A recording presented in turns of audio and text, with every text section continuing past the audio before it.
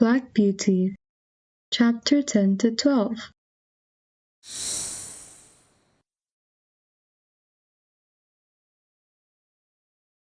Chapter 10. A Strike for Liberty. One day my lady came down later than usual, and the silk rustled more than ever. "Drive to the Duchess of B.'s," she said, and then after a pause, "Are you never going to get those horses' heads up, York? Raise them at once, and let us have no more of this humouring nonsense." York came to me first, while the groom stood at Ginger's head. He drew my head back and fixed the reins so tight that it was almost intolerable. Then he went to Ginger, who was impatiently jerking her head up and down against the bit, as was her way now. She had a good idea of what was coming, and the moment York took the rein off the turret in order to shorten it, she took her opportunity and reared up so suddenly that York had his nose roughly hit and his hat knocked off. The groom was nearly thrown off his legs. At once they both flew to her head, but she was a match for them, and went on plunging, rearing, and kicking in the most desperate manner. At last she kicked right over the carriage pole and fell, after giving me a severe blow on my near quarter. There is no knowing what further mischief she might have done if York hadn't sat himself down flat on her head to prevent her struggling, at the same time calling out, "Unbuckle the black horse! Run for the winch and unscrew the carriage pole! Cut the trace here, somebody, if you can't unhitch it!" The groom soon set me free from Ginger and the carriage and led me to my box. He just turned me in as I was and ran back to York. I was much excited by what had happened, and if I had ever been used to kicking or rearing, I am sure I should have done it then, but I never had, and there I stood, angry, sore in my leg, my head still straight up to the turret on the saddle, and no power to get it down. I was very miserable, and felt much inclined to kick the first person who came near me. Before long, however, Ginger was led in by two grooms, a good deal knocked about and bruised. York came with her and gave us orders, and then came to look at me. In a moment he let down my head. "Confound these check reins," he said to himself. "I thought we should have some mischief soon. Master will be sorely vexed. But here, if a woman's husband can't rule her, of course a servant can't. So I wash my hands of it, and if she can't get to the Duchess's garden party, I can't help it." York did not say this in front of the men. He always spoke respectfully when they were by. Now he felt me all over and soon found the place above my hock where I had been kicked. It was swelled and painful. He ordered it to be sponged with hot water, and then some lotion was put on. Lord W. was much put out when he learned what had happened. He blamed York for giving way to his mistress, to which he replied that in the future he would much prefer to receive his orders only from his lordship. I thought York might have stood up better for his horses, but perhaps I am no judge. Ginger was never put into the carriage again, but when she was well of her bruises, one of Lord W.'s younger sons said he should like to have her. He was sure she would make a good hunter. As for me, I was obliged still to go in the carriage, and had a fresh partner called Max. He had always been used to the tight rein. I asked him how it was he bore it. "Well," he said, "I bear it because I must. But it is shortening my life, and it will shorten yours too, if you have to stick to it." "Do you think," I said, "that our masters know how bad it is for us?" "I can't say," he replied, "but the dealers and the horse doctors know it very well. I was at a dealer's once, who was trading me and another horse to go as a pair. He was getting our heads up, and he said, 'A little higher and a little higher every day.' A gentleman who was there asked him why he did so. 'Because,' said he, 'people won't buy them unless we do.' The fashionable people want their horses to carry their heads high and to step high. Of course, it is very bad for the horses, but then it is good for trade. The horses soon wear up, and they come for another pair. That, said Max, is what he said in my hearing, and you can judge for yourself. What I suffered from that rain for 4 months in my lady's carriage would be hard to describe, but I am quite sure that, had it lasted much longer, either my health or my temper would have given way. Before that, I never knew what it was to foam at the mouth, but now the action of the sharp bit on my tongue and jaw, and the constrained position of my head and throat, always cause me to froth at the mouth, more or less. Some people think it is very fine to see this, and say, "What fine, spirited creatures!"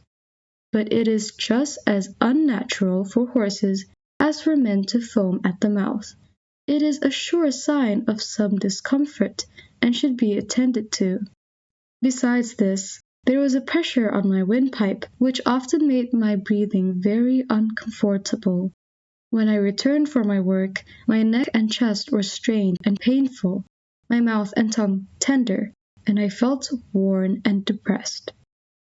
In my old home, I always knew that John and my master were my friends, but here, although in many ways I was well treated, I had no friend. York might have known, and very likely did know, how that rain harassed me, but I suppose he took it as a matter of course that could not be helped. At any rate, nothing was done to relieve me. Chapter 11. A Horse Fair. No doubt a horse fair is a very amusing place to those who have nothing to lose. At any rate, there is plenty to see. Long strings of young horses out of the country, fresh from the marshes, and droves of shaggy little Welsh ponies, no higher than Merrylegs, and hundreds of cart horses of all sorts, some of them with their long tails braided up and tied with scarlet cord, and a good many like myself, handsome and high-bred, but fallen into the middle class, through some accident or blemish, unsoundness of wind, or some other complaint. There were some splendid animals quite in their prime, and fit for anything. They were throwing out their legs and showing off their paces in high style as they were trotted out with a leading rein, the groom running by the side. Around in the background, there were a number of poor things, sadly broken down with hard work, with their knees knuckling over and their hind legs swinging out at every step. And there were some very dejected-looking old horses, with the underlip hanging down and the ears lying back heavily, as if there was no more pleasure in life, and no more hope. There were some so thin you might see all their ribs, and some with old sores on their backs and hips. These were sad sights for a horse to look upon. Who knows not, but he may come to the same state. I was put with some useful-looking horses, and a good many people came to look at us. The gentlemen always turned from me when they saw my broken knees, though the man who had me swore it was only a slip in the stall. The first thing was to pull my mouth open, then to look in my eyes, then feel all the way down my legs and give me a hard feel of the skin and flesh, and then try my paces. It was wonderful what a difference there was in the way these things were done. Some did it in a rough, off-hand way, as if one was only a piece of wood, while others would take their hands gently over one's body, with a pat now and then, as much as to say, "By your permission."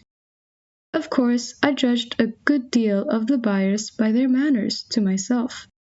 There was one man, I thought, if he would buy me, I should be happy. He was not a gentleman. He was rather a small man, but well-made and quick in all his motions. I knew in a moment, by the way he handled me, that he was used to horses. He spoke gently, and his grey eye had a kind, cheery look in it. It may seem strange to say, but it is true all the same, that the clean, fresh smell there was about him made me take to him. No smell of old beer and tobacco, which I hated, but a fresh smell, as if he had come out of a hayloft. He offered 23 pounds for me, but that was refused, and he walked away. I looked after him, but he was gone, and a very hard-looking, loud-voiced man came. I was dreadfully afraid he would have me, but he walked off. 1 or 2 more came who did not mean business. Then the hard-faced man came back again, and offered 23 pounds.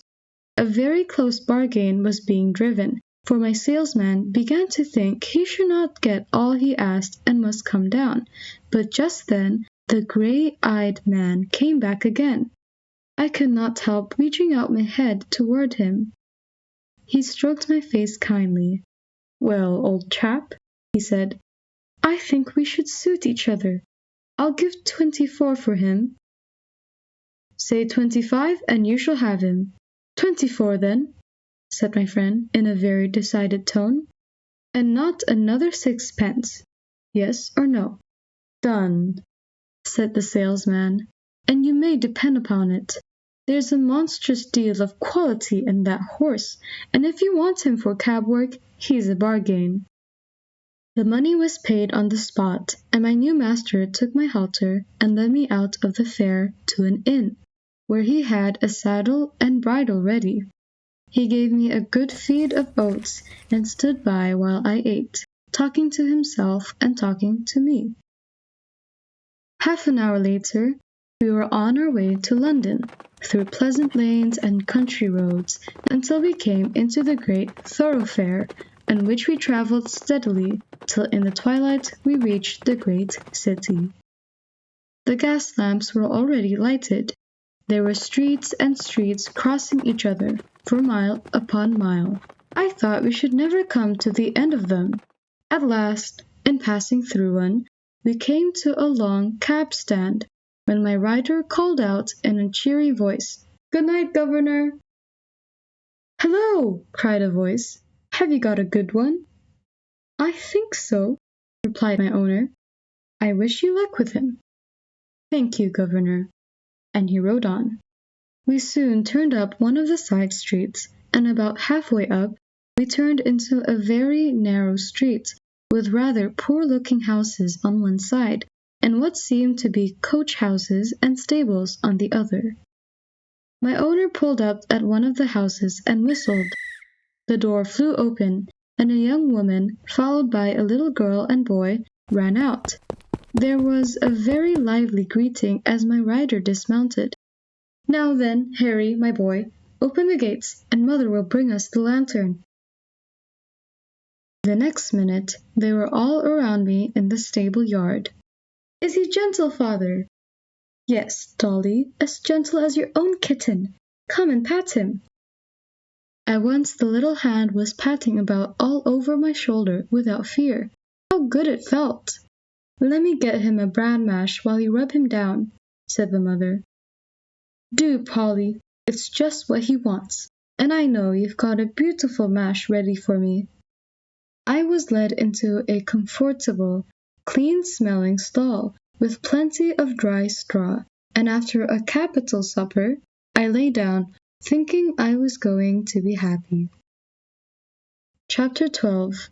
A London Cab Horse. My new master's name was Jeremiah Barker, but everyone called him Jerry. I shall do the same. Polly, his wife, was just as good a match as a man could have. She was a plump, trim, tidy little woman, with smooth dark hair, dark eyes, and a merry little mouth. The boy was nearly 12 years old, a tall, frank, good-tempered lad, and little Dorothy, Dolly they called her, was her mother over again, at 8 years old. They were all wonderfully fond of each other. I never knew such a happy, merry family before or since. Jerry had a cab of his own, and 2 horses, which he drove and attended to himself. His other horse was a tall, white, rather large-boned animal called Captain. He was old now, but when he was young, he must have been splendid. He had still a proud way of holding his head and arching his neck. In fact, he was a high-bred, fine-mannered, noble old horse, every inch of him. He told me that in his early youth he went to the Crimean War. He belonged to an officer in the cavalry and used to lead the regiment. The next morning, when I was well groomed, Polly and Dolly came into the yard to see me and make friends. Harry had been helping his father since the early morning, and had stated his opinion that I should turn out a regular brick. Polly brought me a slice of apple, and Dolly a piece of bread, and made as much of me as if I had been the Black Beauty of olden time. It was a great treat to be petted again and talked to in a gentle voice, and I let them see as well as I could that I wished to be friendly.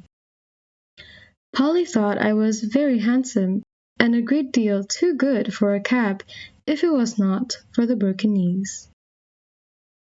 "Of course there's no one to tell us whose fault that was," said Jerry, "and as long as I don't know, I shall give him the benefit of the doubt. For a firmer, neater stepper I never rode. We'll call him Jack, after the old one. Shall we, Polly?" "Do," she said, "for I like to keep a good name going." Captain went out in the cab all morning. Harry came in after school to feed me and give me water. In the afternoon, I was put into the cab. Jerry took as many pains to see if the collar and bridle fitted comfortably as if he had been John Manley over again. There was no check rein, no curb, nothing but a plain ring snaffle. What a blessing that was! After driving through the side street, we came to the large cab stand where Jerry had said good night. On one side of this wide street were high horses with wonderful shop fronts, and on the other was an old church and churchyard, surrounded by iron palisades. Alongside these iron rails, a number of cabs were drawn up, waiting for passengers. Bits of hay were lying on the ground. Some of the men were standing together talking, some were sitting on their boxes reading the newspaper, and one or two were feeding their horses with bits of hay and giving them a drink of water. We pulled up in the rank at the back of the last cab. 2 or 3 men came round and began to look at me and pass their remarks. "Very good for a funeral," said one. "Too smart-looking," said another, shaking his head in a very wise way. "You'll find out something wrong one of these mornings, or my name isn't Jones." "Well," said Jerry pleasantly, "I suppose I need not find it out till it finds me out, eh? And if so, I'll keep up my spirits a little longer." Then there came up a broad-faced man, dressed in a great grey coat, with great grey capes and great white buttons, a grey hat, and a blue comforter loosely tied around his neck. His hair was grey too, but he was a jolly-looking fellow, and the other men made way for him. He looked me all over as if he had been going to buy me, and then straightening himself up with a grunt, he said, "He's the right type for you, Jerry. I don't care what you gave for him. You'll be worth it." Thus my character was established on the stand. This man's name was Grant, but he was called Grey Grant, or Governor Grant. He had been the longest on that stand of any of the men, and he took it upon himself to settle matters and stop disputes. The first week of my life as a cab horse was very trying. I had never been used to London, and the noise, the hurry, the crowds of horses, carts, and carriages that I had to make my way through made me feel anxious and harassed. But I soon found that I could perfectly trust my driver, and then I made myself easy and got used to it. Jerry was as good of a driver as I had ever known, and what even better, he took as much thought for his horses as he did for himself. He soon found out that I was willing to work and do my best, and he never laid the whip on me unless it was gently drawing the end of it over my back when I was to go on. But generally I knew this quite well by the way in which he took up the reins, and I believe his whip was more frequently stuck up by his side than in his hand. In a short time I and my master understood each other, as well as a horse and man can do. In the stable, too, he did all that he could for our comfort. The stalls were the old-fashioned style, too much on the slope, but he had 2 movable bars fixed across the back of our stalls, so that at night, when we were resting, he just took off our halters and put up the bars, and thus we could turn about and stand whichever way we pleased, which is a great comfort. Jerry kept us very clean and changed our food as much as he could, and always gave plenty of it. And not only that, but he always gave us plenty of clean fresh water, which he allowed for it to stand by us in both night and day, except of course when we came in warm. Some people say that a horse ought not to drink all he likes, but I know if we are allowed to drink when we want it, we drink only a little at a time, and it does us a great deal more good than swallowing down half a bucketful at a time, because we have been left without it till we are thirsty and miserable. Some grooms will go home to their beer and leave us for hours with our dry hay and oats and nothing to moisten them. Then of course we gulp down too much at once, which helps to spoil our breathing and sometimes chills our stomachs. But the best thing that we had here was our Sundays for rest. We worked so hard in the week that I do not think we could have kept up to it unless for that day. Besides, we had then time to enjoy each other's company.